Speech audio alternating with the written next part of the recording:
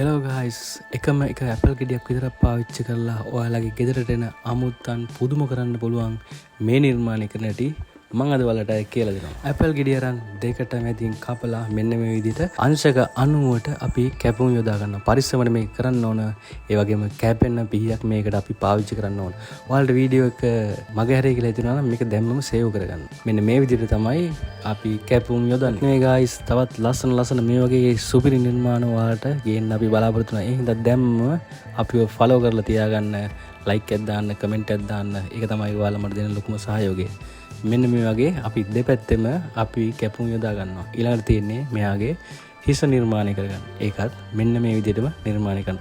මම ඔයාලට කිව්වා වගේ ඔයාලට මේ වීඩියෝ එකේ තැන් මග යනවා කියලා හිතනොත් දැම්මම මේ වීඩියෝ එක සේව් කරලා තියාගන්න. ඇත්තටම යාළුවනේ ඇපල් ගෙඩියක් නිකම්ම කපලා අපි අමුත්තන්ට පිළිගන්නට වඩා මේ වගේ ඩිසයින් එකක් එක්ක නිර්මාණය කරාම ඒකේ වටිනාකම දෙගුණකින් තෙගුණකින් නෙමෙයි සිය ගුණයකින් වැඩි වෙනවා.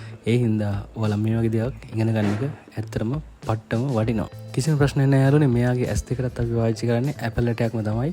මේ විදිහට ඇපල් ලැටයක් අරගෙන දෙකට කපලා මෙයාගේ ඇහැට තියාගන්නවා. ඊට පස්සේ මෙයාගේ හිස කොටස සවි කරන්න මෙන්න මේ වගේ පොඩි සිදුරක් හදලා මේක සවි කරනවා.